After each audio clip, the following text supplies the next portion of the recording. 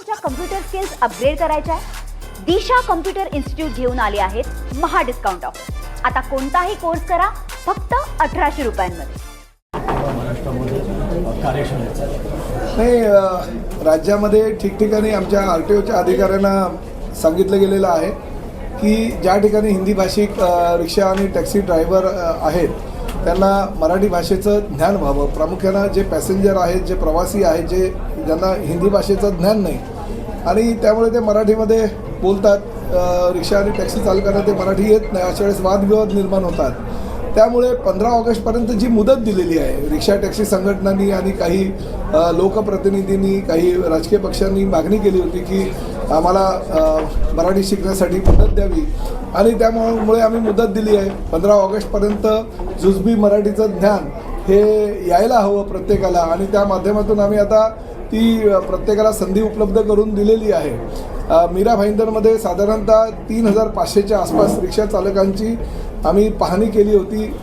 बघितलं होतं की काय वस्तुस्थिती आहे, रिक्षा चालकांकडे परमिट आहे का, लायसन आहे का, बॅच आहे का आणि त्याचबरोबर हे जे रिक्षा चालक आहेत ते मराठीमध्ये बोलतात का.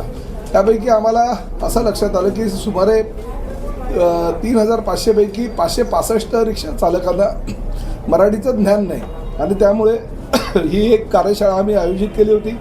या कार्यशाळेच्या माध्यमातून आम्ही प्रत्येकाला मराठी शिकण्याची पुस्तिका दिली आणि प्रामुख्यानं अभिमानाची गोष्ट एक आहे की आमच्या मीरा भाईंदरची मुलगी, जी बिहारची मुलगी आहे, जी या मीरा भाईंदर शहरामध्ये महानगरपालिकेच्या शाळेमध्ये शिक्षण घेऊन तिने 91% मार्क मिळवलेले आहेत आणि मराठीमध्ये ती पहिली आलेली आहे. तर त्या मुलीच्या हस्तेसुद्धा त्या रिक्षा चालकांना आम्ही ती पुस्तिका दिली आणि आम्ही हेही सांगितलं की ती मुलगी आपल्या महाविद्यालयीन शिक्षण पूर्ण करत असताना तिने तिच्या पूर्ण अभ्यासातून वगैरे 1 तास रोजचा काढून जर आमच्या रिक्षा चालकांना थोडं जुजबी ज्ञान जर दिलं किंवा मराठी जर शिकवलं तर त्या मुलीचा शिक्षणाचा खर्च तर असाही मी सांगितलं करतो आहे म्हणून, परंतु प्रत्येक रिक्षा चालकामागे 100 रुपये तिला मिळतील आणि जेणेकरून तिच्या जो काही शिक्षणाचा खर्च आहे त्याला हातभार लागेल. आणि एक चांगल्या प्रकारची कार्यशाळा झाली. प्रामुख्याने जेवढे रिक्षा चालक आज या ठिकाणी आले होते त्या रिक्षा चालकांनी मराठी आम्ही शिकू असं सांगितलं.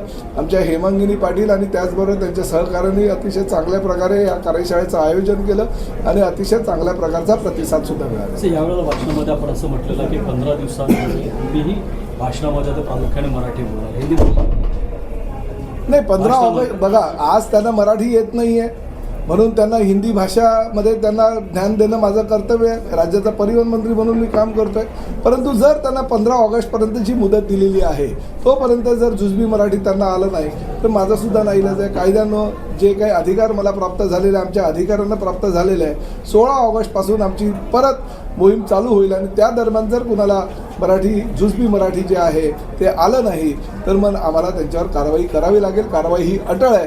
परंतु माझं परत असं सांगणं आहे की आम्ही वेळ दिलेला आहे. ज्या लोकांनी आमच्याकडे वेळ मागितला त्या प्रत्येकाला आम्ही वेळ दिला आहे. त्यांनी 100 दिवस मागितले होते, मी 105 दिवस दिलेत आणि ह्या 105 दिवसामध्ये जर तेवढं जुजबी मराठी तुम्हाला येत नसेल तर जाणीवपूर्वक तुम्ही त्यामध्ये राजकारण करताय.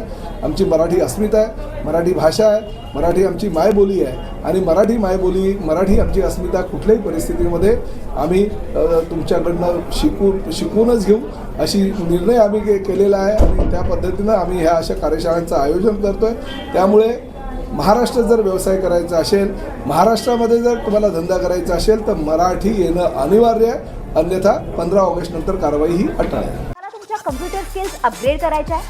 दिशा कम्प्युटर इन्स्टिट्यूट घेऊन आले आहेत महा डिस्काउंट ऑफर. आता कोणताही कोर्स करा फक्त 1800 रुपयांमध्ये.